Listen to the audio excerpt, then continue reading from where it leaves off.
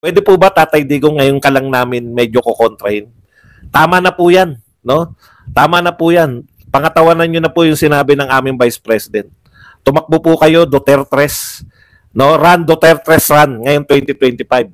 Francis, tol. Tol. Sama ng loob namin sa'yo, tol. Hindi ka mananalo, tol. Kundi dahil kay Duterte, tol. Ito po, oh, 11 na raw to. Ito so far, ayon sa politiko. Buti, nilabas to ng politiko. Bagong Pilipinas, lumang muka. Ito ang possible lineup.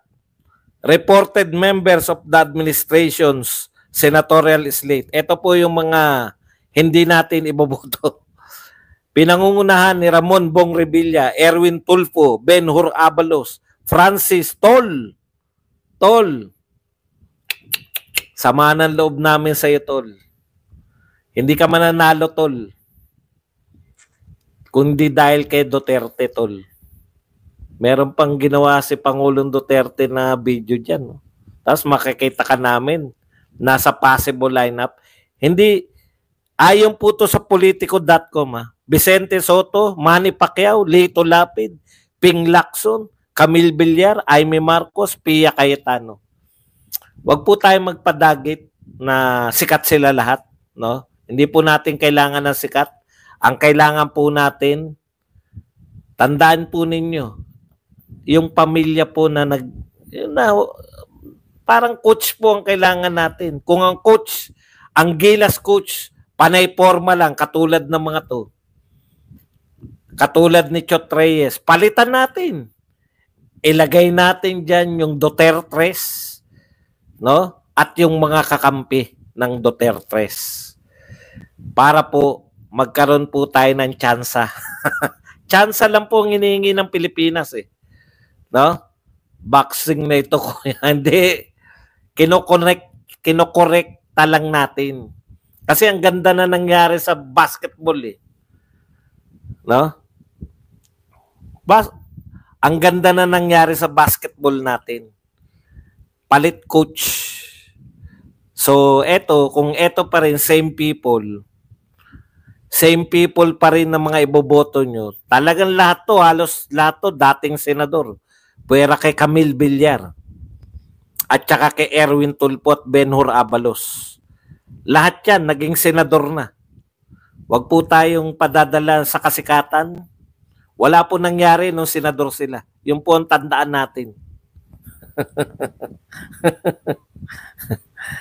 Hintayin po natin ang pamilya Dutertres, kung sino po, Dutertres na to, kung sino po yung susuportahan ng mga Duterte, isolid po natin. Yan lang po pakiusap natin. No? Kasi kung yung isang araw na kapangyarihan natin sa loob ng 3 years, ibibigay pa natin sa kanila, kawawa naman ng mga Pilipino. Alam niyo yun, yung pagsanay kang mamuno, pag ikaw ay honest, pag ang pamilya mo, di ba? parang coach po ng Pilipinas. Pag ang coach sanay pong manalo, hindi yan pumapayag na matalo basta-basta. Si Chotres, inuuna yung forma eh. Yeah? Alam nyo ba, mga designer clothes ang sinusuot yung laban? Nakita nyo naman si Tim Coon. Talagang lang. Talagang simpleng yung may kohelyo lang tapos may bandila lang ng Pilipinas. Walang kaarte-arte. Ganyan din, alam nyo, magandang halimbawa tong pagpapalit ng coach ng Pilipinas, ng Gilas Pilipinas. Pwede rin natin yang isabuhay sa bansa natin, no? Coach lang ang dapat palitan eh. Maaayos yung bansa. Dapat kasi tayo, mag-election na. Dapat iboto natin yung pamilyang ang naitatak sa atin yung pamumuno, hindi pagnanakaw. Di ba? Mahirap pala, no? Mahirap pala, nasa tatak pala yan. Akala natin, yung panahon na mangga, akala natin yung panahon na yung friend pa si BP Sara, yung nagmamano pa. Di ba? Naalala nyo, nagmamano pa yung buong pamilya. Buong pamilya kay BP Sara. Yun yung panahon po na mga mangga pa sila. Pero pag panahon pala na napwesto, tabla-tabla na, no? Yung track record pala, importante, no? Hindi lang po track record sa sarili. Pati track record pala ng pamilya, no? Kung titignan pala natin sa politika, parang track record po yan ng isang coach. Kung ang isang coach ay championin, malamang malaki ang magawa niya sa Gilas Pilipinas. Kung ang track record ng pamilya mo ay magna, tayong mga Pilipino, ano rin, no? Mapagtawari, anong tawag doon? Mapagpatawad. Madali tayong makalimot eh. Diba? Madali tayong makalimot. Yan yung tatak ng pamilya na yan. Tapos mag-expect ka na yun lang. Pero kung ang tatak ng pamilya ay purong paglilingkod, pagmamahal sa Pilipinas, makatitiyakan na yung mga anak din, ganun din, no? Kasi ganun sila pinalaki. Bakit hindi natin naisip? Bakit hindi natin naisip yun, no? May maraming kasabihan, no? Huli na ang lahat. Nasa huli ang pagsisisi pala. Okay. Wala po tayong pinaparatangan. Ang ibig ko sabihin, parang nagkakatotoo kung saan nakilala yung pamilya. Kasi Duterte, paglilingkod, yung mga anak, paglilingkod. Sara Duterte, Baste Duterte, no? Hindi natin may papaliwanag pwede pala yun. Akala ko kasi lahat pwede yung pwede yung diyan na nga nakilala yung pamilya ko, dapat hindi ko gawin yan, di ba? Kala ko ganun eh.